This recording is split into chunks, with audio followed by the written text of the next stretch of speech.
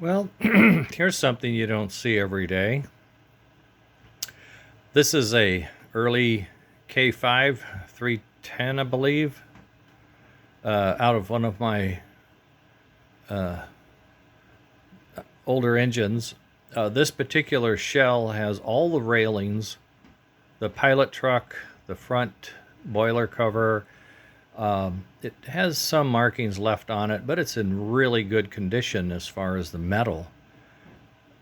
But as you can see here, it's wired up to the AC on the track and nothing. I mean, not even a click from the solenoid. I noticed the brushes were missing, and they're the old style brushes, so it's the old style armature. It's an AC form, but as we know, this is a universal motor. It'll run on AC or DC, but right now the reverse unit is, I should say, frozen.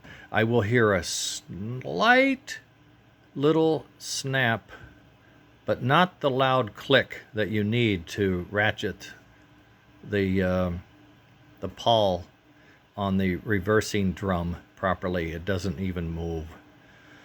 Now, my question is this worth rebuilding and repairing?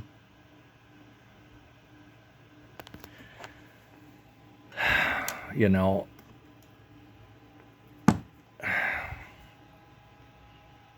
or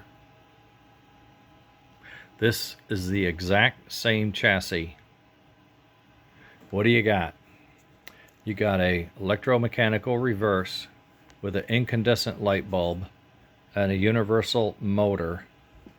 And let's take a peek. This is a non-pull-more motor with non-pull-more wheels. So it'll probably pull 3 or 4 passenger cars. And it doesn't even click. Nothing. I should put in a light bulb and see if the light bulb turns on. And you know, you can tear this apart, clean it, spend a couple of hours, put it all back together, and it might click, light bulb might come on, and the engine might rotate, and you've got a mechanical whirling gizmo that at 10 feet and squint, it kind of looks like a train. But, or, right, digital fan smoke, digital reverse, DC can motor, infrared chuff and puff sensor. You know, this is where it really comes down to where the hobby, in my opinion, can go with what's out there and with the people that we have left that are supporting the S-Gauge. These engines are really, in my opinion, the perfect scale. I mean, look at the track. Okay, it's tin and it's high rail, but it's 2 rails, just like on the real trains.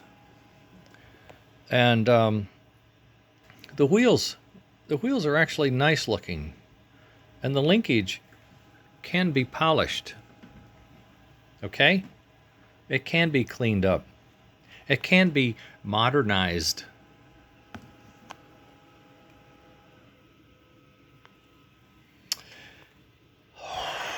But, you know, does that ruin the engine? Does that make the engine not valuable? Well, what is the value here? 50, 60 bucks tops if it ran. Now it doesn't. 40, 50 bucks tops if it has all the linkage and railings and all the other stuff, which it may not. It may need paint. Well, I mean, the value drops in a hurry if these type engines are in rough shape.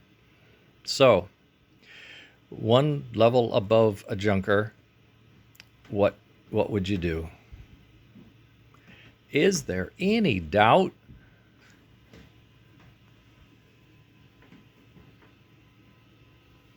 Okay, that's not done for free either, is it? I'm not giving this away, and you can't make it yourself typically. So What's smoke? Say you bought this in a box and it didn't run and it was really bad looking and you paid $25 and you had no tender. Let's just say you were drunk, you saw it, you bought it, you brought it home, and you snuck it in and it was okay. Now it's yours. Paid $25 for it. Would you pay another $25 to replace that reverse unit with a smoke system? Would you pay another $25 to replace that with a digital reverse? Would you pay another $25 to get a DC motor? So now, estimate $100 invested, and you have this.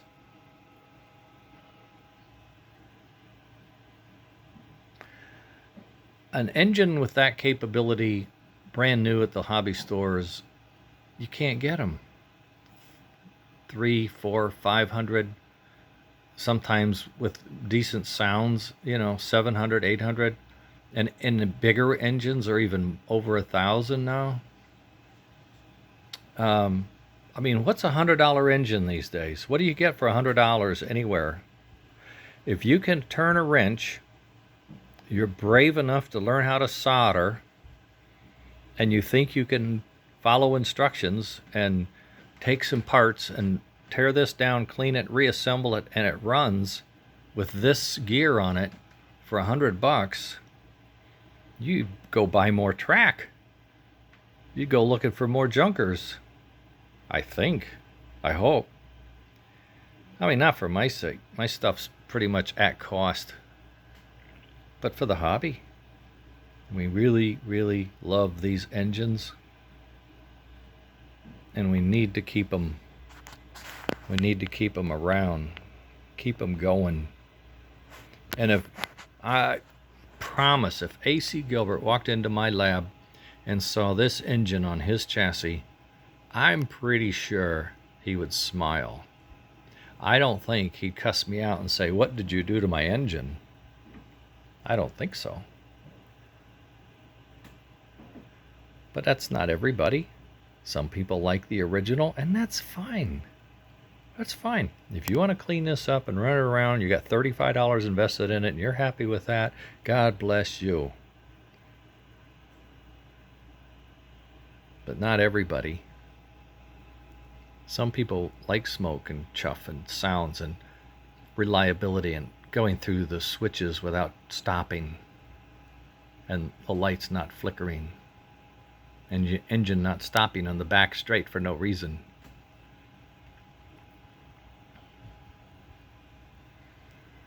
I don't know. I think it's a pretty safe bet. A lot of folks, if they saw it and they had faith in themselves and faith in the kit that they see or whomever is doing it for them, they would say, that's money I can afford, and I would invest it, and I would have an engine I could enjoy reliably and for a very long time. That's my hope and my goal. And we are closer than ever. I've been organizing, ordering parts, printing extra parts.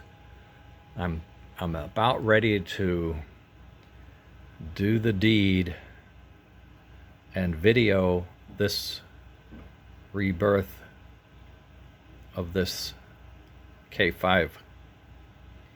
If anyone's interested, would like to see that step by step, inch by inch, cleaning, prepping, modifying, deburring, printing, assembling, testing, reassembly. If you guys want to see that A to Z, let me know. Just say, yeah, show me. And now I'll work on that next week. Right now I'm going to do some more prints, some more organizing, and I'm still working on Leon's engine. His engine, you'll recognize it because it's blue. His whole chassis is painted blue. Wheels, everything, wheels. Insulators. The chassis casting is blue. You'll see it. You'll know it. It's on its way. I'll post for him and for you all to see how his engine's coming along. But if you would like to see what one looks like from the junkyard box to the main line, maybe, you could let me know. Have a good day.